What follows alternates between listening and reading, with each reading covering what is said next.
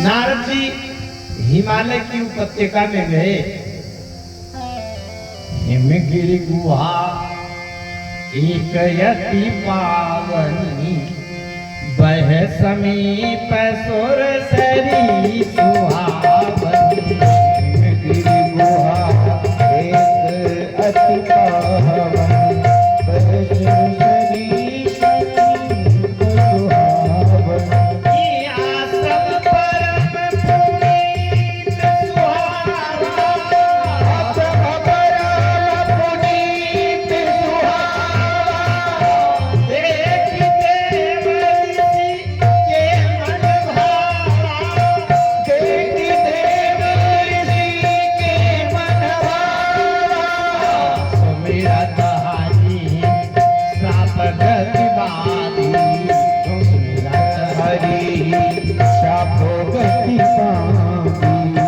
सहज विमल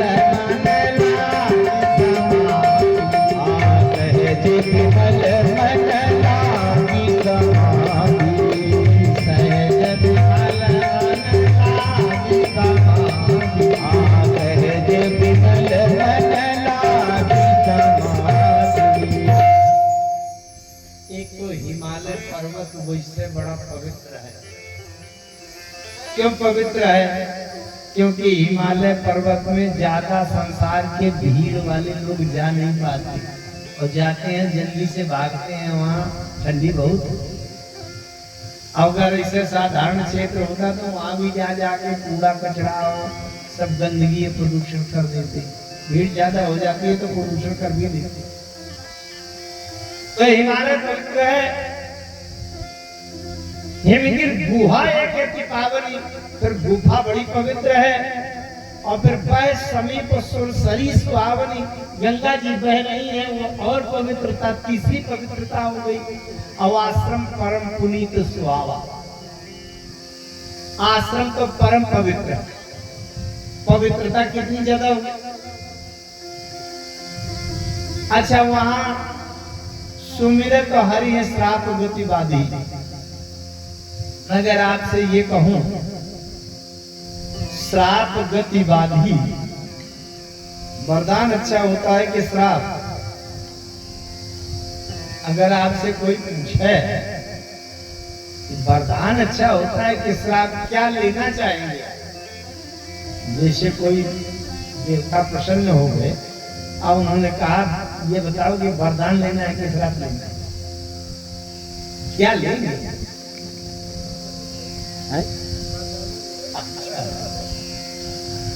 वैसे तो वरदान रावण को मिला था, कुंभकर्ण को मिला था, हिरण्यकश्यप को मिला था, वरदान तारक को मिला था, वरदान नमुची दैत्य को मिला था, वरदान भस्मासुर को मिला था। तो कोई लाभ हुआ वरदान? और श्राप हमारे रामेश जी को मिला है। अरे नारद जी ने श्राप दिया कि नहीं? नारद श्राप देने के द्वारा, और श्राप नारद जी को मिला है। श्राप निमि महाराज को मिला है। श्राप दशरथ जी को मिला है। तापस अंध साप सुधियाई, श्राप कौशल्या को, अहिल्या को मिला है।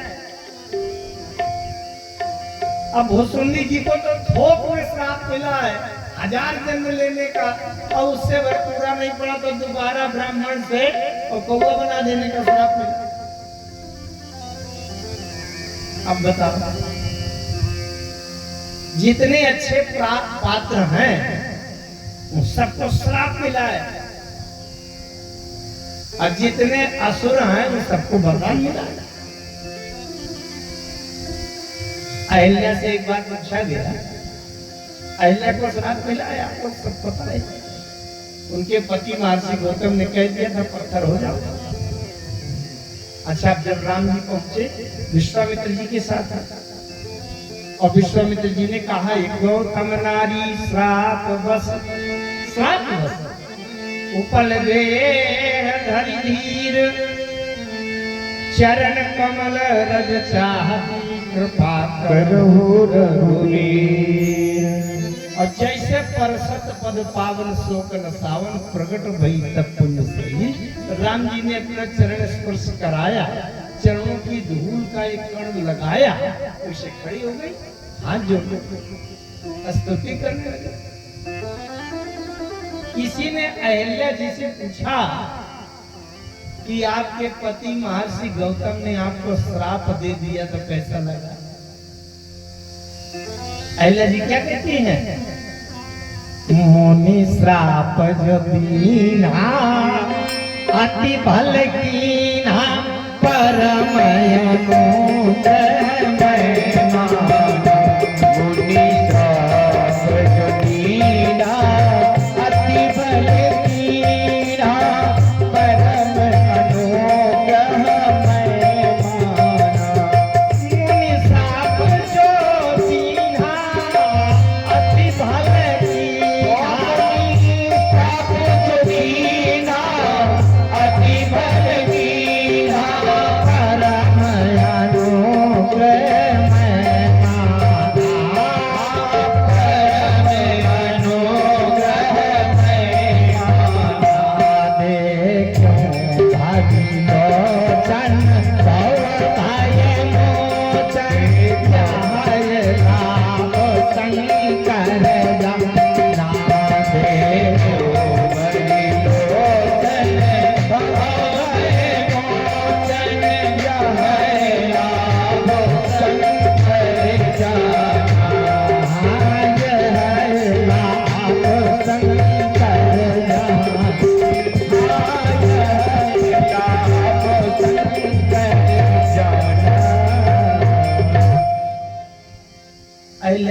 जी तो कह रही है मुनि श्राप जो दीना अति बल की।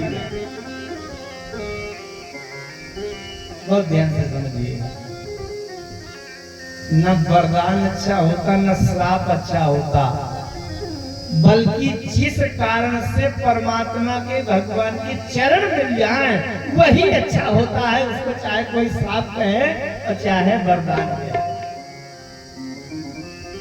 सबसे मुख्य उद्देश्य है भगवान के चरण मिले।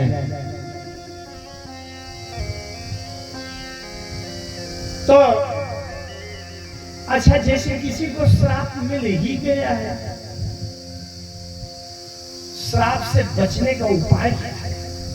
श्राप हमारे ऊपर लागू न होने पावे, इसका उपाय क्या है? उसका उपाय है उसी पंक्ति में, उसी चौपाई में लिखा है, सुमिरत हरि श्राप गति बाधी। सुमिरत हरि गति बाधी, सुमिरत हरि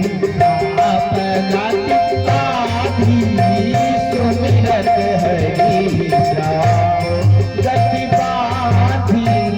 सुमिरत हरि श्राप गति बाधी, सुमिरत हरि श्राप गति बाधी। सुमिरत हरि श्राप गति बाधी, सुमिरत हरि श्राप गति बाधी।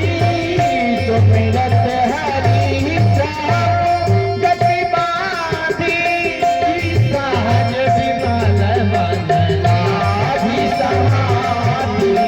सहज विमल मन लाभी समाधि।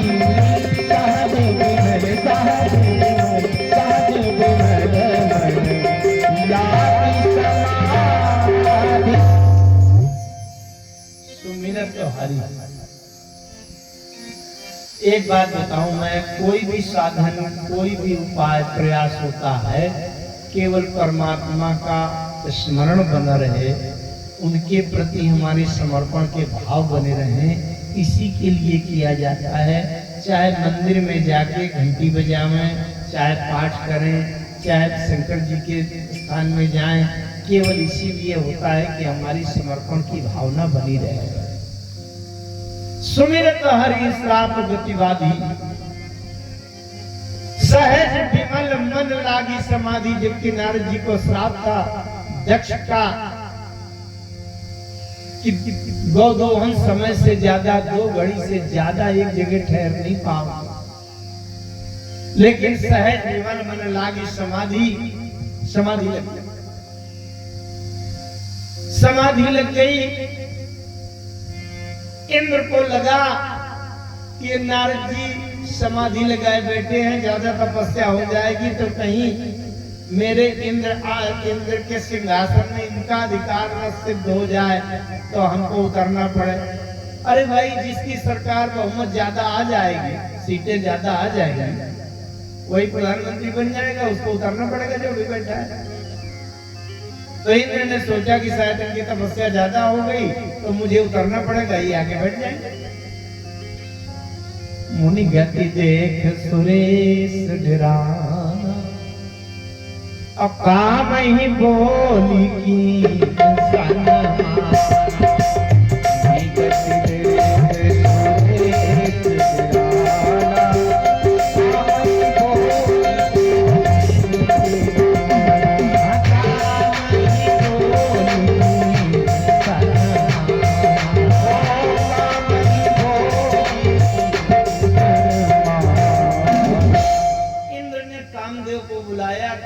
कहा जा करके नारद जी की समाधि भंग करो।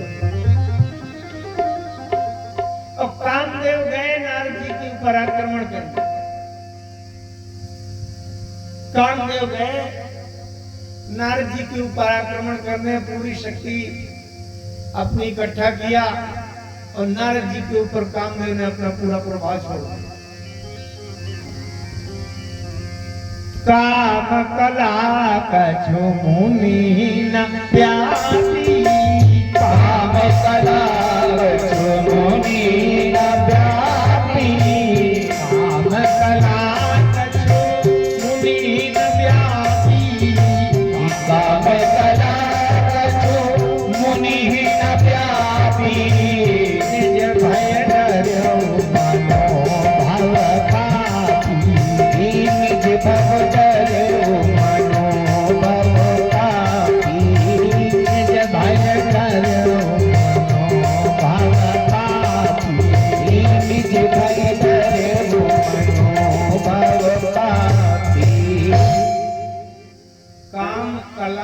मुनि न व्याख्या। कामदेव का कोई प्रभाव, कोई कला नारद जी के अंदर कोई प्रभाव नहीं करता। जबकि कामदेव ने जब भगवान शंकर के ऊपर आक्रमण किया तो कामदेव का उद्देश्य पूरा हो गया, क्योंकि देवताओं ने इसीलिए कामदेव को भेजा था कि पठवो काम जाय शिव पाही, अकरे क्षोभ शंकर मन माही। देवताओं का केवल एक उद्देश्य था कि शंकर जी के मन में क्षोभ उत्पन्न कर दे। तो कामदेव गया और आक्रमण किया तो भय ईश मन क्षोभ विषय की, शंकर जी के मन में क्षोभ उत्पन्न हो गया, विशेष क्षोभ। इसका मतलब कामदेव अपने उद्देश्य में सफल हो गया। लेकिन जब नारद जी के ऊपर कामदेव ने अपना प्रभाव डाला तो काम कला कछु मुनि न व्यापी, कोई प्रभाव नहीं पड़ा। अब कामदेव को डर हुआ, भाई अगर दो व्यक्ति आमने सामने बंदूक लिए खड़े हैं, अब दोनों के बंदूक में गोली भरी है और एक ने फायर किया, उसका फायर चूक गया, निशाना चूक गया, तो अब तो सामने वाला उसको मार देगा कि नहीं, खतरा बढ़ गया। तो कामदेव ने समझा कि जब मैंने पूरा आक्रमण कर दिया, इनको कोई कुछ आक्रमण का प्रभाव पड़ा नहीं, तो ये उलटकर मेरे ऊपर करेंगे। शंकर जी ने क्रोध की अग्नि से भस्म कर दिया था, तो ये भी क्रोध करेंगे, भस्म कर देंगे। एक बात बताऊं मैं आपको, काम को अगर नियंत्रित करना है तो क्रोध से नियंत्रित किया जा सकता है। इसका बहुत गहरा सिद्धांत है। उस सिद्धांत को अभी आज यहाँ नहीं रखूंगा, फिर जब कभी समय होगा तो रखूंगा। तो काम का कोई प्रभाव नारद जी के अंदर नहीं पड़ा। काम को डर लगा कि जैसे शंकर जी ने भस्म कर दिया था, इनको भी क्रोध आएगा, अब मुझे भस्म कर देंगे। भयउ न नारद मन कछुरोसा, भयउ न नारद मन कछुरोसा, और कहीं प्रिय बचन काम परितोषा।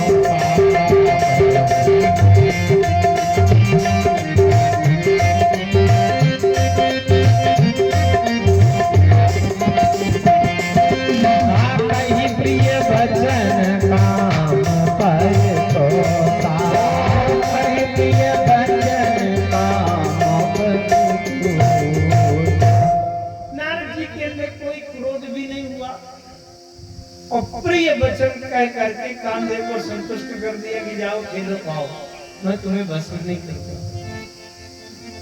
यही बड़ी गड़बड़ी हो गई, यही गड़बड़ी हो गई।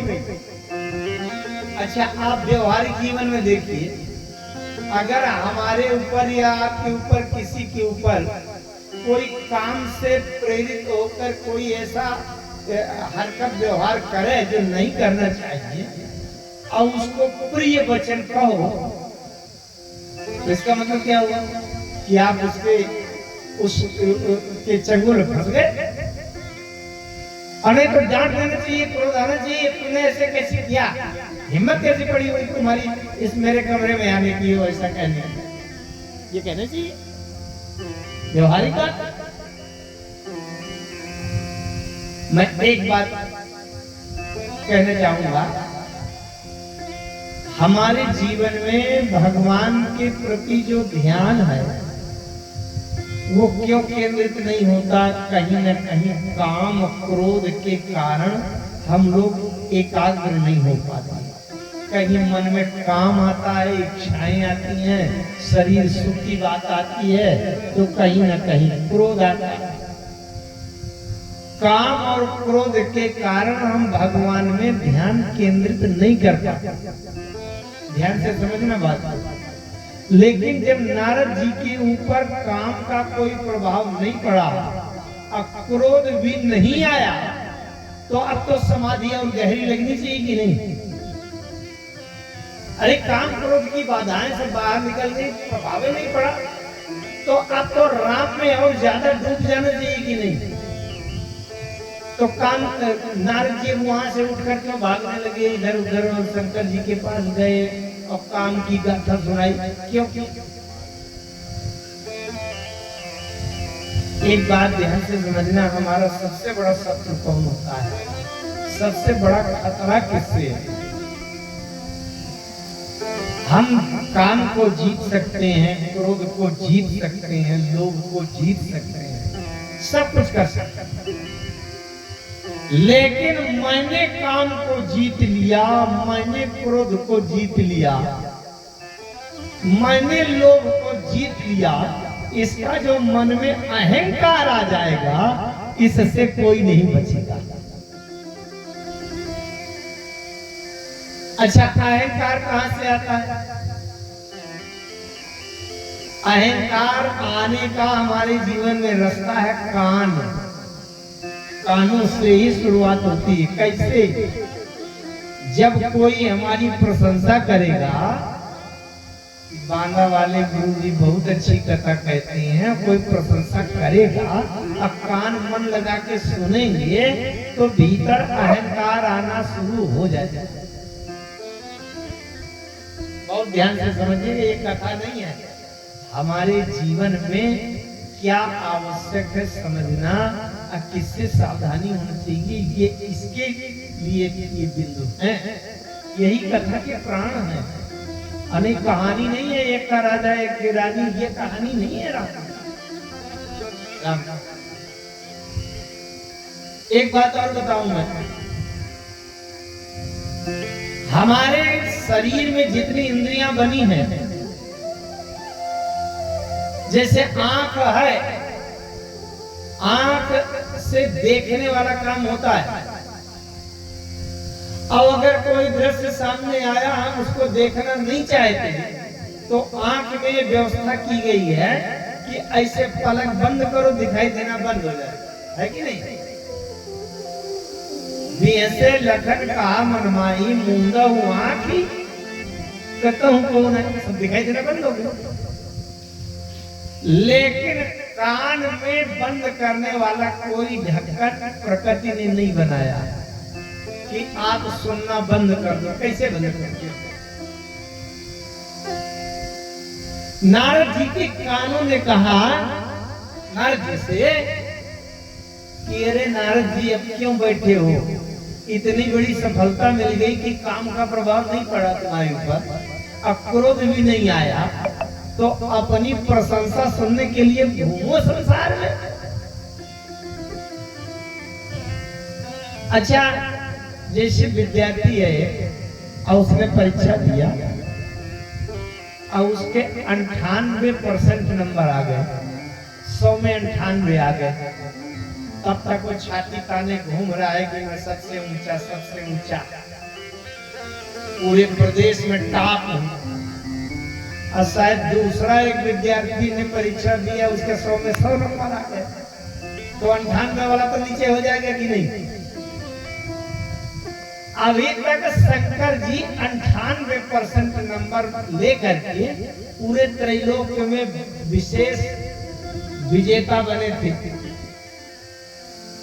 काम से क्रोध से, काम और क्रोध के बारे में शंकर जी को 98% नंबर मिला, क्योंकि कामदेव ने भी अपना काम कर दिया शंकर जी के ऊपर। भाई मन क्षोभ विषय की, तो कामदेव ने अपना काम कर दिया कि नहीं? शंकर जी के मन में क्षोभ उत्पन्न हो गया और बाद में क्रोध भी आ गया शंकर जी को। सौरभ पल्लव मदन विलोका भयो कोप कंप्यूट त्रैलोका, क्रोध भी आ गया। जब क्रोध आया तो क्या किया शंकर जी ने? जब शिवती सरनयन उघारा चितवत काम भयो जय छारा। जब शिवती सरनयन उघारा चितवत काम भयो जय छारा। चितवत काम भयो जय छारा। हाँ, चितवत काम भयो जय छारा।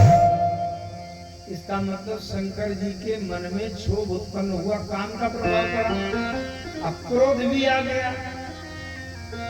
क्रोध आ गया तो काम को भस्म भी कर दिया।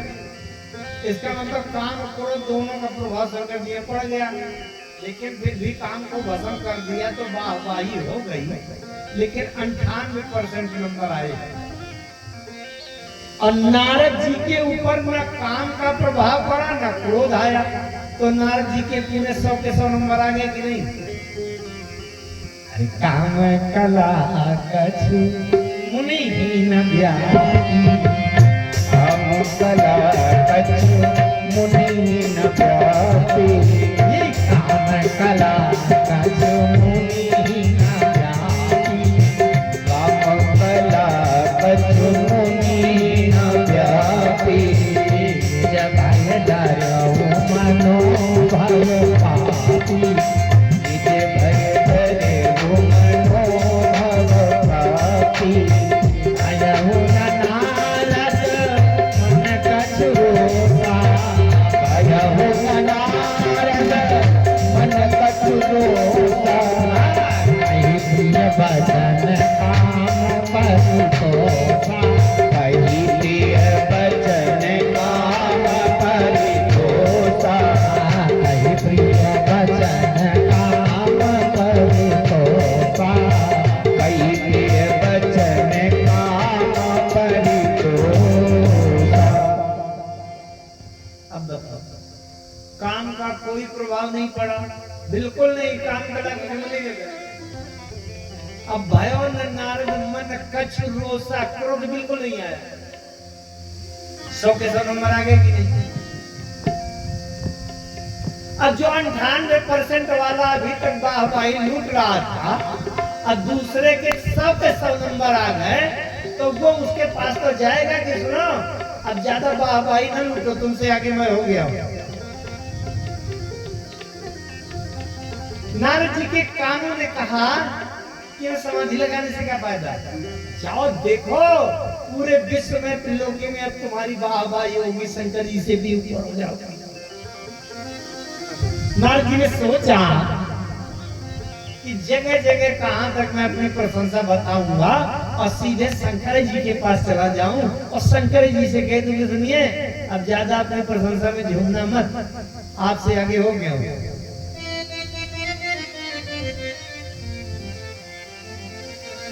तब नारद गवने शिव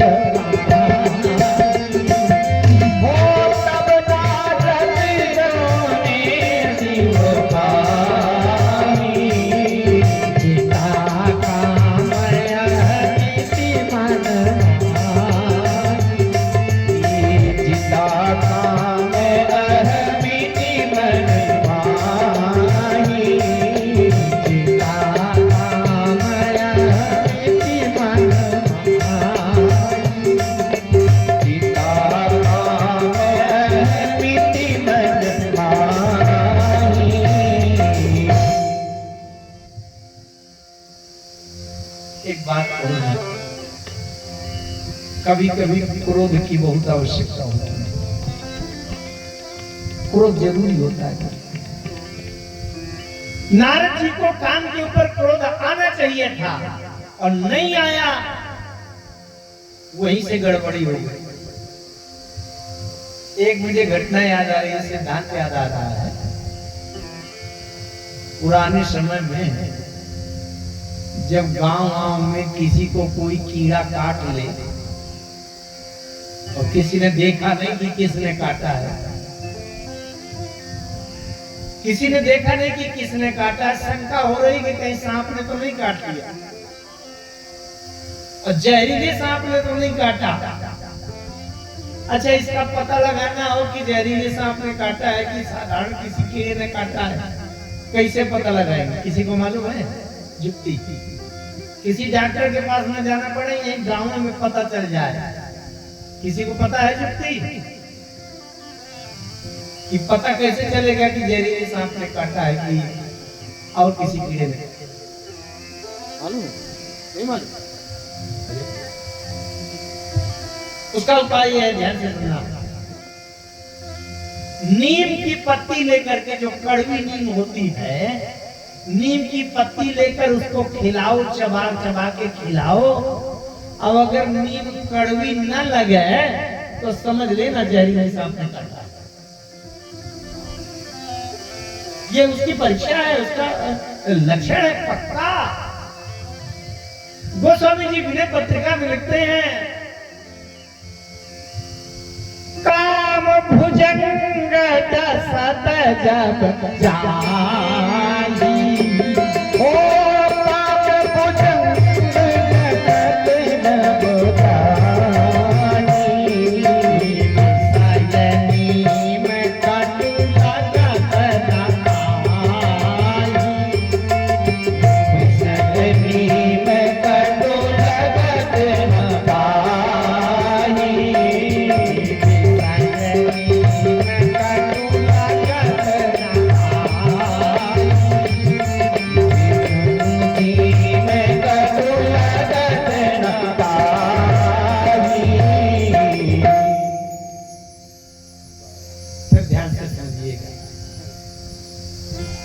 अगर विषय वासना वाली नीम कड़वी नहीं लगती तो इसमें प्रसन्न होने की बात है क्या कि नीम कड़वी नहीं लगती तो सब्जी छोंक छोंक के खाया करेंगे?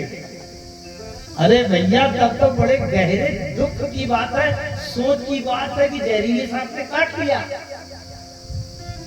तो अगर नारद जी को क्रोध नहीं आया, इसका मतलब नीम की पत्ती कड़वी नहीं लग रही,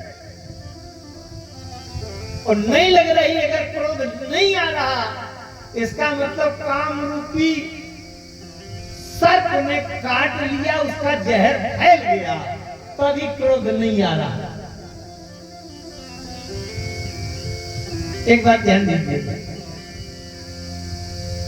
नारद जी को क्रोध आना चाहिए। अगर काम के ऊपर क्रोध आ जाता तो ठीक रहता, अगर काम के ऊपर क्रोध नहीं आया तो राम के ऊपर क्रोध आएगा। तो राम के ऊपर क्रोध करना ठीक है कि काम के ऊपर?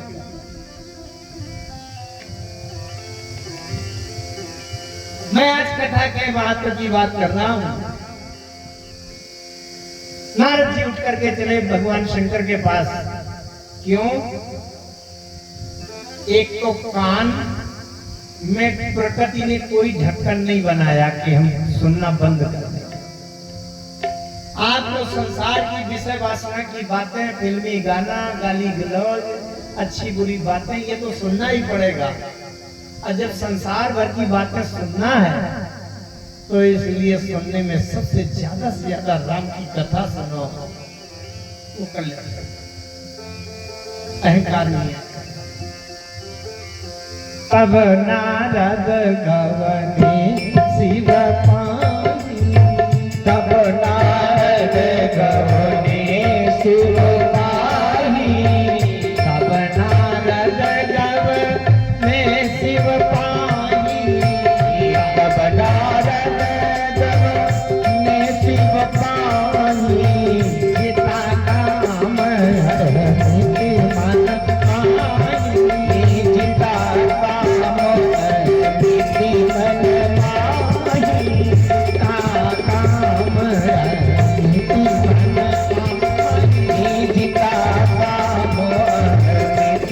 मन पानी, सीता काम को जीत लिया। अहम इति मन मानी, मन में ये अहंकार आ गया कि मैंने काम को जीत लिया। अच्छा, शंकर जी के पास गए। शंकर जी के पास जब भी नारद जी जाया करते थे तो शंकर जी को राम कथा सुनाया करते थे, रामचरित सुनाया करते थे। शंकर जी ने देखा तो देवर्षि नारद आ गए, आज तो रामचरित सुनने को मिलेगा। आइए आइए देवर्षि नारद, आज तो आप रामचरित सुनाएंगे? नारद जी ने कहा, हाँ, रामचरित तो रोजे सुनाता था, है रामचरित, लेकिन उसका एक अक्षर का क्रम बदल दिया। तो रामचरित में रा पहले है, मां बाद में। नारद जी ने कहा, है तो राम है, लेकिन अक्षर का उलट फेर हो गया। राम की जगह मार हो गया। मार चरित संग करहि सुनाई, मार चरित संग करहि सुनाई, मार चरित संग करहि सुनाई, ओ मार चरित संग, मार चरित संग करहि सुनाई, अति प्रिय जानी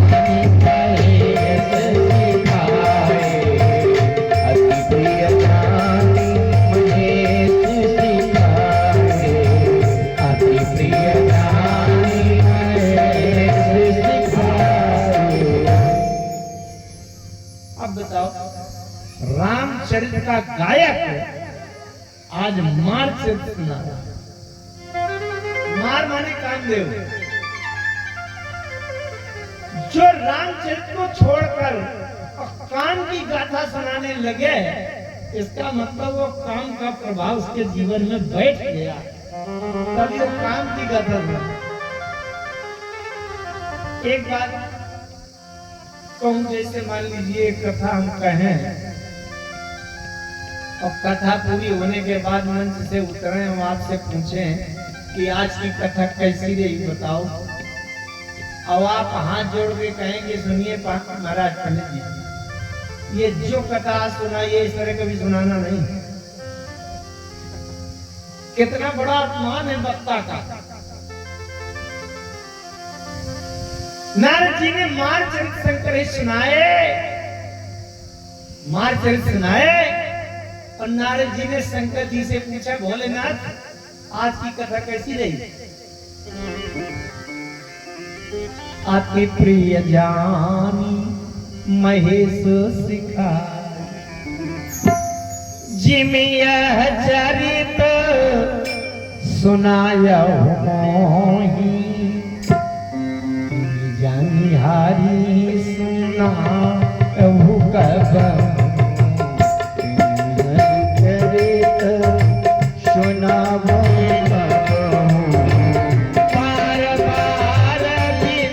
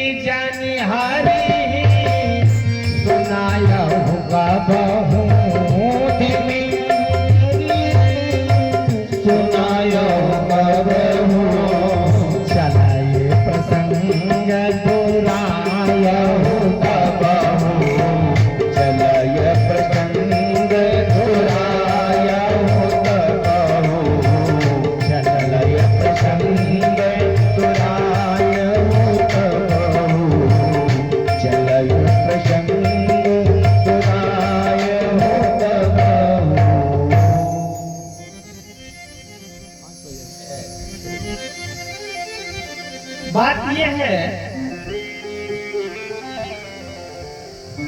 नारद जी को काम के ऊपर क्रोध आना चाहिए। भगवान शंकर ने नारद जी को उपदेश दिया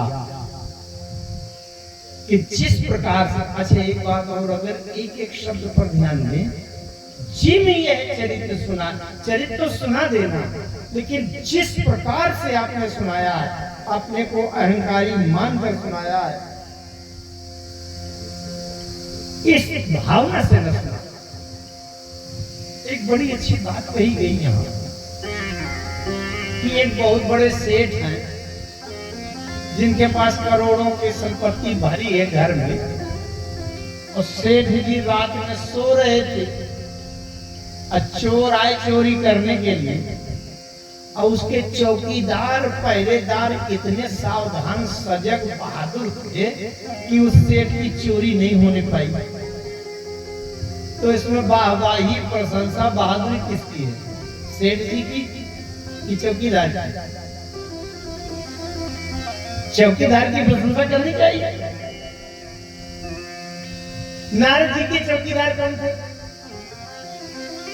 सीम की चापी सकै को दासु, सीम की चापी सकै को दासु, बड़ रखवाल रमापति जासु, बड़ रखवाल रमापति जासु, बड़ रखवाल रमापति जासु, बड़ रखवाल रमापति जासु। रखवार माने रक्षाकार, जिसके रमापति श्री हरि नारायण विष्णु जिसके पहरेदार हो, चौकीदार हो, रक्षाकार हो, उसकी सीमा के अंदर कौन घुस सकता है? तो इसमें बहादुरी नारद जी ने अपनी वाहवाही मान लिया। बड़ रखवार रमापति जासु, भगवान श्री हरि नारायण जिसकी रक्षा के लिए तैयार है, उसके जीवन में कहीं कोई संकट नहीं आ सकता।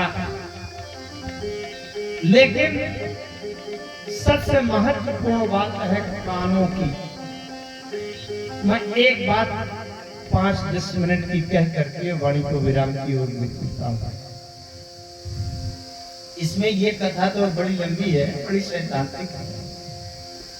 अलग से एक प्रसंग याद आ रहा है और उसको कह करके भगवान की कथा की महिमा को समझते हुए वाणी को विराम किया।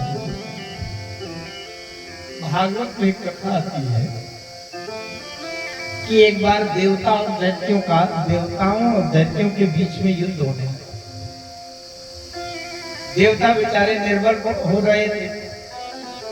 देवता ब्रह्मा जी के पास गए, ब्रह्मा जी से कहा पितामह हमारी रक्षा कीजिए, दैत्य तो हमको बड़ा सता रहे हैं। ब्रह्मा जी ने कहा कि ऐसा करो देवताओं, तुम समुद्र का मंथन करो और समुद्र मंथन करने में अमृत मिलेगा और तुम अमृत पी लेना तो मरने के भय से मुक्त हो जाओगे, फिर मरोगे नहीं तो खूब धुआंधार युद्ध करना। अच्छा, देवताओं ने पूछा कैसे समुद्र मंथन होगा, क्या होगा? ब्रह्मा जी ने सब बता दिया। वो विस्तार से कथा आती है, आप लोग सब सुने भी हैं।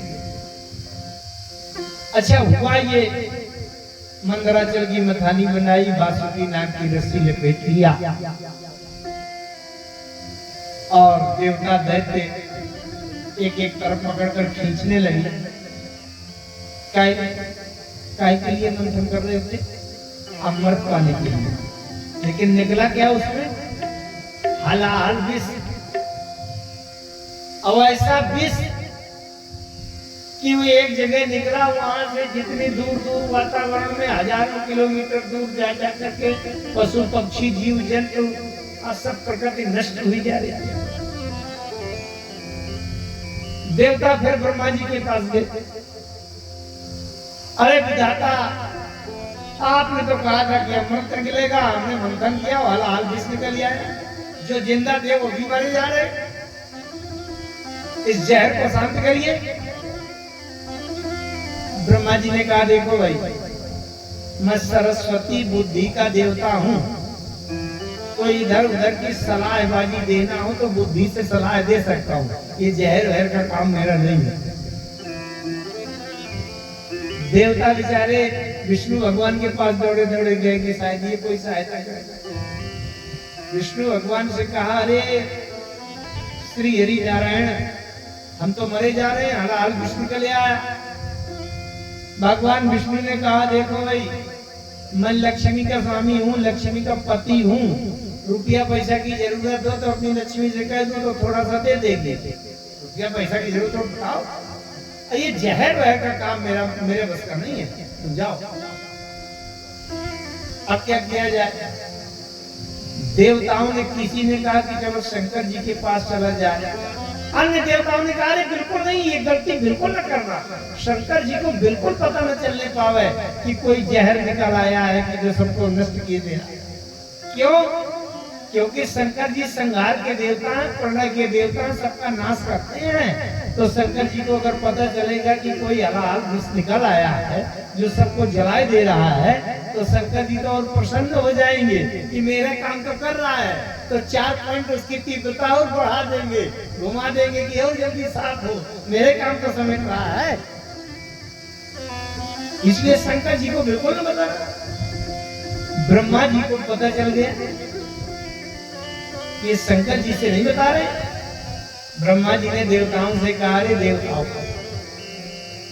शंकर जी की कृपा आशीर्वाद जब तक सम्मिलित नहीं होगा तब तक कोई काम कभी सफल हो ही नहीं सकता। इच्छित फल बिनु शिवाय राधे, इच्छित फल बिनु शिव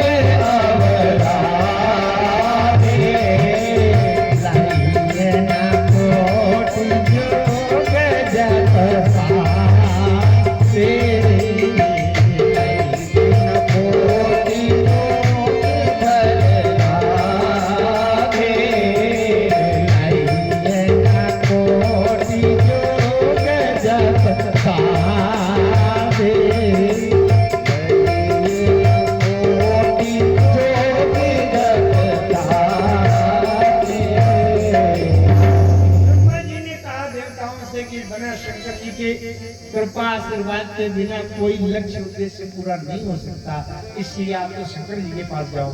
देवता जब भगवान शंकर के पास गए तो शंकर जी ने ये अर्थ नहीं लिया कि मेरे काम हो रहा है और ज्यादा जल्दी करो और जहर की तीव्रता बढ़, ये अर्थ नहीं लिया। शंकर जी ने अर्थ लिया, अरे प्रलय का देवता मैं हूं, विनाश करना मेरा काम है, ये बिना मेरे आदेश के ऐसा कौन सा हलाल विष निकल आया जो मारने लगा, चलो मैं देखता हूं। शंकर जी ने यह अर्थ लिया, प्रलय का अधिकारी मैं हूं, जब मैं आदेश करूंगा कि अब नष्ट करना है सृष्टि को, तभी नष्ट करना चाहिए, बिना मेरे आदेश के कैसे मार रहा है? चलो मैं देखता हूं। शंकर जी आए। शंकर जी जब आए उस समय भगवती जगदम्बा पार्वती जी भी आ गई शंकर जी के साथ। शंकर जी ने जाकर के उस हलाहल विष को ऐसे लेकर के चुल्लू में पी लिया। और पहले राम रा कहा और विष पी करके मां कह दिया। विष में भी अगर राम सम्मिलित कर दिया जाए तो विष राम हो जाता।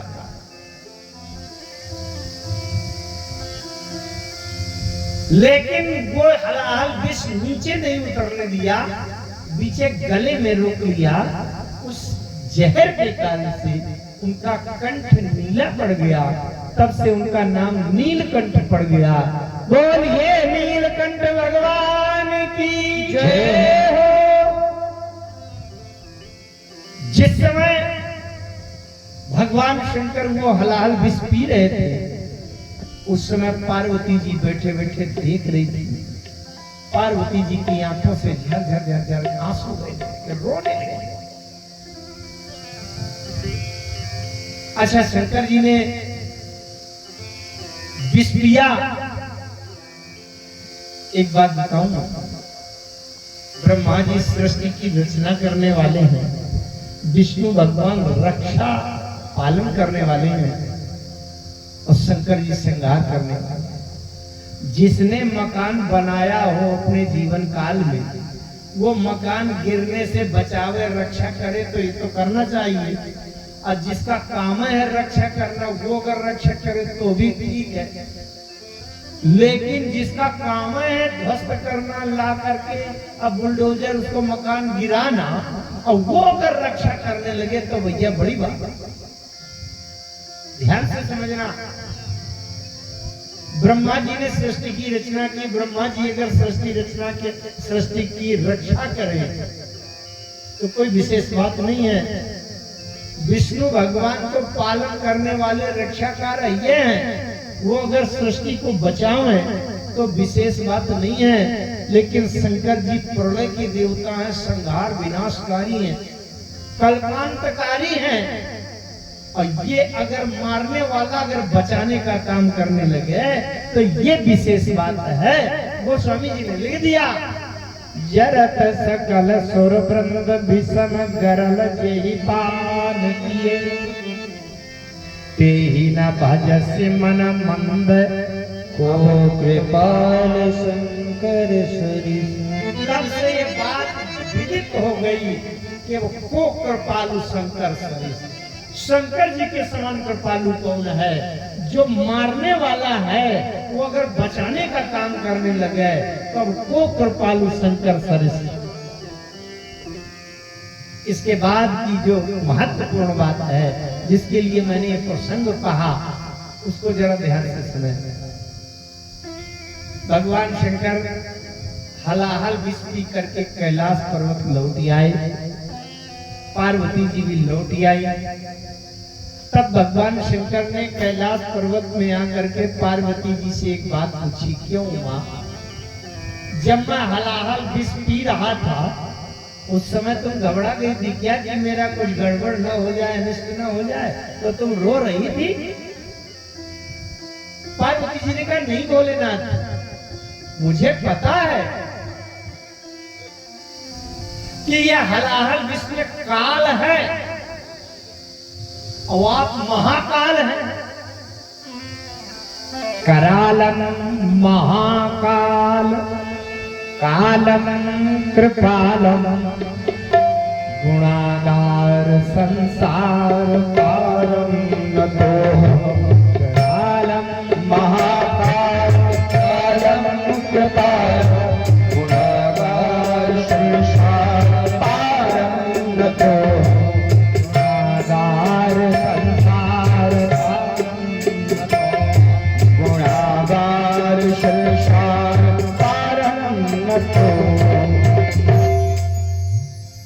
आप तो महाकाल है और हलाहल इसमें काल है। अच्छा, अगर पुलिस का सिपाही आ जाए साधारण व्यक्ति के सामने, तो साधारण आदमी तो घबरा भी जाएगा, भैया सिपाही आ गया। लेकिन अगर एसपी, डीआईजी, डीजीपी के सामने सिपाही आ जाए, तो डीजीपी को कोई डर लगेगा क्या? डीआईजी घबरा गया क्या कि सिपाही आ गया? ये तो उसके आदेश का पालन करेंगे। शंकर जी महाकाल है और ये हलाल इसमें काल है। पार्वती जी ने कहा नहीं भोलेनाथ, मुझको पता है, महाकाल शिवय आप हैं, ताहि काल नहीं खाए। पार्वती जी कहने लगी भोलेनाथ आप महाकाल हैं, आपको काल क्या बिगाड़ पाएगा? काल आपको थोड़ी खाएगा। मुझे पता है आपका कोई अनिष्ट होने वाला नहीं है, मुझे पता है। शंकर जी ने कहा तो फिर रो क्यों रही थी? ध्यान से सुनना, अंतिम बात है। शंकर जी ने कहा तो फिर रो क्यों रही थी? पार्वती जी ने कहा भोलेनाथ मैं इसलिए रो पड़ी कि आपके हृदय में राम कथा रचना करके रखी हुई है। रचि महेश निज मानस राधा, रचि महेश निज मानस राधा, रचि महेश निज मानस राधा, रचि महेश निज मानस राधा, बाईस समाव सेवासन भागा, बाईस समय सिंहासन भागा, बाईस समाव सिंहासन भागा, बाईस समय सिंहासन भागा। पार्वती जी ने कहा भोलेनाथ आपके हृदय में राम कथा की रचना करके रखी हुई है और उसको मैं बाहर लोक कल्याण के लिए निकलवाने की प्रतीक्षा के समय की प्रतीक्षा कर रही थी और आपने हलाहल विष पी लिया, तो मैं इसलिए घबरा गई कि कहीं। शंकर जी ने पूछा क्यों रो रही, क्यों रोई? पार्वती जी ने कहा महाकाल शिवय आप हैं, ताहि काल नहीं खाए, राम कथा हृदय बसे तो कबहू नहीं जरी जाए। मैं इसलिए घबरा गई कि आपके हृदय में राम कथा रखी है, तो कहीं जहर में हलाहल विष में जल न जाए, भस्म न हो जाए, अथवा राम कथा जहरीली न हो जाए। भगवान शंकर ने बड़ा अच्छा उत्तर दिया। उत्तर शंकर के एक वाक्य में वाणी को विराम। भगवान शंकर कह रहे हैं उमा, एक तो इसीलिए मैंने हलाहल विष नीचे नहीं उतरने दिया, गले में रोक लिया कि राम कथा में हलाहल विष का प्रभाव नहीं जाएगा। और दूसरी बात बहुत ध्यान से समझना, शंकर जी ने कहा उमा तुमने ये नहीं सोचा कि इतना बड़ा जहर हलाहल विष और मैंने बिना सोचे समझे बिना किसी शंका के गटागट पी लिया। क्यों? जिसके जीवन में राम कथा का अमृत पहले से भरा है, उसे संसार का कोई हलाहल विष उसका कुछ बिगाड़ नहीं सकता। अगर इस संसार के जहर में, संसार के विषैले इस वातावरण में अगर आप सुरक्षित रहना चाहते हैं, तो भैया जल्दी से जल्दी राम कथा का अमृत इस हृदय में भर लीजिए, जिसके बाद संसार का कोई विष आपका कुछ बिगाड़ नहीं पाएगा। ये राम कथा इसलिए भी आवश्यक है। राम कथा ही अमृत है और राम कथा ही जीव की सुरक्षा के लिए एकमात्र विकल्प है, एकमात्र उपाय है। और वो राम कथा 5 दिन के लिए हम लोग इस प्रांगण में